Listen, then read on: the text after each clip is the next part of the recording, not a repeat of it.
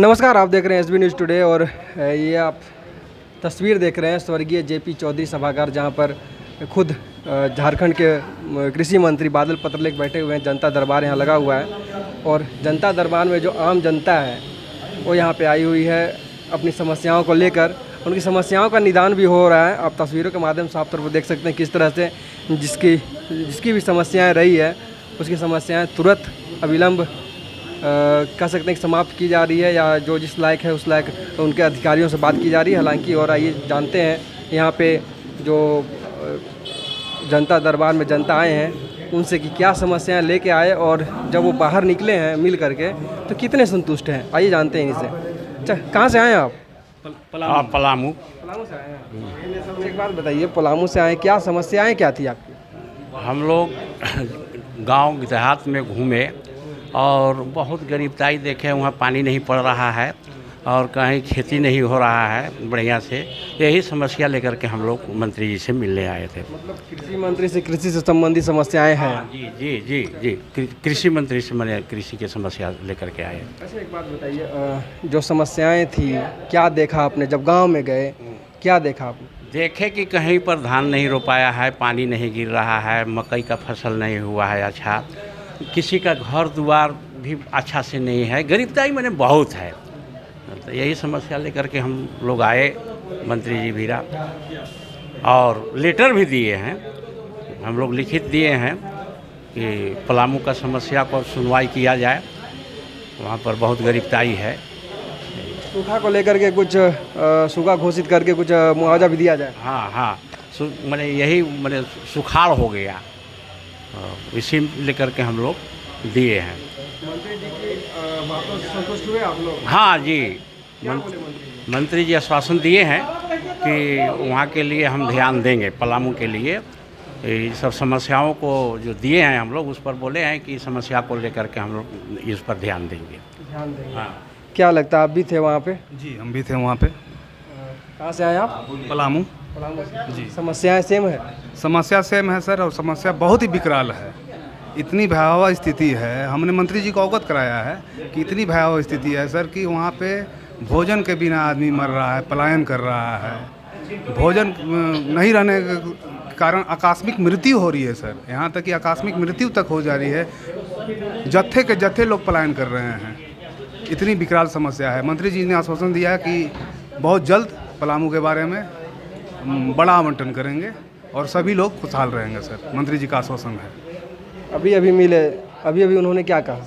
उन्होंने बोला कि पलामू के सुदृढ़ करने के लिए हम लगातार प्रयासरत हैं। जी, सुखाड़ की स्थिति बनी हुई है पलामू में। चूँकि मैं अगर बात करें पलामू की तो मैं भी पलामू में करीब छतरपुर में रहा हूँ। वहाँ देखता हूँ तो बरसात का पानी आता है, पहाड़ी पानी बह जाता है, खेती लायक बहुत कम ज़मीन बच जाती है और जो भी बारिश का पानी सही होता है, जो कि समस्या मैंने देखा है। तो क्या कहेंगे उस समस्याओं को लेकर? परमानेंट इलाज कर पा रहे हैं? देखिए सर, पिछली सरकार जब भाजपा की सरकार थी तो नहर का निर्माण तो हो गया लेकिन पानी नहीं आ पाया। हमने मंत्री जी को बोला है कि नहर का निर्माण है सर, लेकिन किसी प्रकार उस नहर में पानी देने की व्यवस्था किया जाए सर, जिससे आम आदमी खुशहाल हो सके सर। बात सही, नहर है लेकिन पानी गायब है। ये बहुत बड़ी समस्या है पलामू क्षेत्र का। वो तो कह सकते हैं कि पलामू में नदियां तो बहुत मिलेगी लेकिन पानी नहीं मिलेगा। नहर है, पानी नहीं है, क्योंकि बारिश का पानी जब आता है, जैसे ही आता लगता है पूरा बाढ़ आ गया, डूब जाएगा, और चंद घंटों के बाद वही जगह सुखाड़ हो जाता है। तो ये हालत है पहाड़ी इलाके के पानी की। अमूमन हर एक पहाड़ी क्षेत्र का यही हालात है। लेकिन इनकी जो समस्याएं हैं किसानों को लेकर के जायज़ समस्याएं हैं। मंत्री जी का आश्वासन मिला इन्हें। क्या आप मंत्री जी के आश्वासन से संतुष्ट हैं? जी, बिल्कुल संतुष्ट हैं सर, बिल्कुल संतुष्ट हैं एकदम जी संतुष्ट है। आप लोग घूमने गए, मतलब कुछ पदाधिकारी वगैरह हैं क्या वहाँ के? मजदूर कांग्रेस जिला अध्यक्ष अनिल कुमार सिंह नाम है मेरा। हम एसी डिपार्टमेंट के पलामू जिला अध्यक्ष करेंगे और हम लोग लगातार प्रयासरत हैं। जब तक हमारा मांग पूरा नहीं होगा हम मंत्री जी को साथ में ही रहेंगे। यहाँ वहाँ का समस्या जब तक निराकरण नहीं होता है तब तक हम मंत्री जी का पीछा नहीं छोड़ेंगे, और मंत्री जी बोले हैं समस्या का निराकरण करेंगे मंत्री जी। तो आपने देखा कि समस्याएं भिन्न प्रकार की हैं और लोग आ रहे हैं कृषि मंत्री से उसकी बात करने। हालांकि कुछ ऐसी समस्याएं भी हैं जो कृषि मंत्री के बस के बाहर की बात है, तो मंत्री जी उससे विभागीय मंत्री जो हैं संबंधित विभाग के, वहाँ पर उनसे बात कर उनका निराकरण करवा रहे हैं। आप देख सकते हैं तस्वीरों के माध्यम से। क्या मामला है, आज जनता दरबार में आए हुए हैं आप, पूरा मामला क्या है? आज हम लोग झारखंड आत्मा कार्मिक संघ के सदस्य लोग हैं। आज जन सुनवाई था तो मंत्री महोदय से हम लोग की बात रखने के लिए आए हुए थे। लंबे अवधि से हम लोग कृषि विभाग में काम करते आ रहे हैं, तो उसी को समायोजन से संबंधित बातें रखने के लिए आए थे। जो उस पर आश्वासन दिए हैं कि ठीक है, हम इस पर देखते हैं मंत्री महोदय। क्या लगता है, संतुष्ट हैं जवाब से? अभी तो आश्वस्त किए हैं, अब आगे देखें। ये तो संचिका की प्रक्रिया का काम है। किस तरह की समस्याएं आ रही है आप लोग को? देखिए, हम लोग हैं संविदा कर्मी थे। अब इसमें समायोजन करने की बात किया जा रहा है। जैसे कृषि विभाग में बहुत सारे पद रिक्त हैं, बहुत दिनों से बहालियाँ नहीं हुई है, तो हम लोग का जो कार्य अनुभव के आधार पर लगभग 12-13 साल होगी काम करते करते, तो उसको बोल रहे हैं कि कृषि विभाग में जो रिक्त पद हैं उन पर हम लोग को समायोजन करते हुए अपनी योग्यता के अनुसार और हम लोग के ये जो जीवन है उसको सुनिश्चित किया जाए। संतुष्ट है ना मंत्री जी से? जब तक पूर्ण रूप से नहीं किया जा सकता है, लेकिन अभी तो आश्वासन मिली है। आश्वासन पर ही दुनिया चल रही है, तो हम लोग भी उम्मीद करते हैं कि आगे अच्छा होगा। हाँ, मेरा नाम झारखंड आत्मा कार्मिक संघ के सचिव हुए मैं दीनानाथ भगत। जी सर। आप सभी एक ही साथ हैं? जी सर, हम लोग एक ही साथ हैं सब। हाँ, झारखंड आत्मा कार्मिक संघ की ओर से आए हुए हैं। मंत्री जी के बयान से खुश हैं? जी अभी तो खुश नहीं हैं। जी नहीं। जब तक होगा नहीं तब तक खुश नहीं रहेंगे? जी नहीं।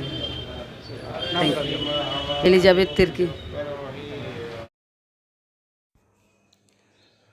तो अभी आपने सुना जनता दरबार में अपनी समस्याओं को लेकर आए आम जनता से कि उन्होंने क्या कहा इस जनता दरबार को लेकर और अपनी समस्याओं को लेकर।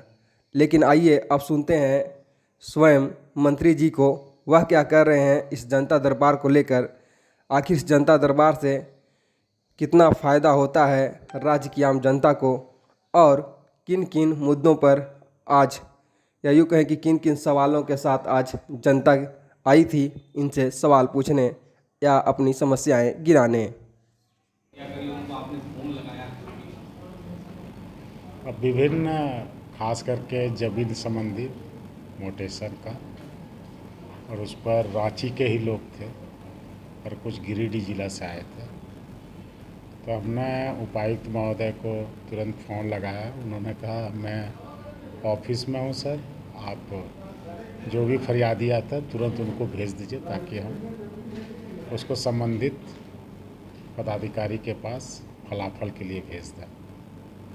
साथ ही कृषि मंत्री होने के नाते लोगों को तालाब जीर्णोद्धार, डीप बोरिंग, सिंचाई, पलामू से ऐसे भी किसान आए जिन्होंने पलामू के बारे में लिख के दिया कि किस तरह दुरूह स्थिति से वहाँ के किसान गुजर बसर कर रहे हैं। और कुछ थाने से संबंधित भी फरियादी लोग आए। और आज चूँकि आप जान रहे हैं कि छुट्टी का दिन है और विश्वकर्मा पूजा कल और आज सब जगह मनाया जा रहा है, इस वजह से सुदूर जगहों से लोग हो सकता है लेट से आए या समय से ना आए, लेकिन इस तरह का जो मंडे टू मंडे बैकअप जो प्रखंड कांग्रेस द्वारा किया जा रहा है अखिल भारतीय कांग्रेस कमेटी के निर्देश पर, इसका एक क्रेडिबिलिटी पूरे स्टेट में गया है। जैसे कल हमने दुमका में जन सुनवाई की थी तो 2 गार्जियन आए कि हमारे बच्ची के साथ जेपीएससी में अन्याय हुआ है। हमने कहा कि आपकी बच्ची कहाँ है, तो कहा वो रांची में ही रह के तैयारी कर रही है। फिर आज जब हम यहाँ जन सुनवाई कर रहे हैं तो वो बच्ची अभी यहाँ पे आई। फिर हमने जेपीएससी ऑफिस को, उनके मेंबर को कोऑर्डिनेट किया और कहा कि अभी आप ऑफिस भेज दीजिए। तो हमने उस बच्चे को वहाँ पे भेजा। तो बच्चे में एक आस जगी कि उन्होंने कहा कि आप जिसके पास भेज रहे हैं इन्होंने ही मेरा इंटरव्यू लिया। हम कहा अपने ग्रीवांसेस को जाके आप बोलिए और नियम सम्मत विधि सम्मत होगा तो उस पर कार्रवाई जरूर होगा। आपका जो भविष्य है वो उज्जवल होगा। आत्मा कर्मी भी आए थे जिनकी लंबी मांग है, मेरे विभाग से संबंधित है, उनके भी प्रतिवेदन को हमने लिया। कुछ ऐसे लोग जो विभाग में कई वर्ष पहले रिटायर हो गए लेकिन अभी तक उनकी पेंशन व्यवस्था बहाल नहीं हो पाई, पशुपालन से संबंधित, उन लोगों ने फरियाद किया। और कुछ ऐसे भी आवेदन आए जो तर्क संगत नहीं है, उनको भी हमने कन्विंस करने का, पार्टी के जो मेंबर्स हैं जो स्क्रीनिंग करके आवेदन भेजते हैं कि उनको आप सजेस्ट कीजिए, गाइड कीजिए कि हम क्या कहाँ तक कर सकते हैं, कहाँ तक नहीं, ताकि कोई बेवजह चक्कर ना काटे। सही बात को भी कहना जरूरी है। और धीरे धीरे पहले भी हम लोग करते थे, तरीका अलग होता था, आज भी करते हैं। और पॉलिटिकल व्यक्ति जो होता है उसका हर समय समाज में लोगों का भला ही करने में दिन जाता है।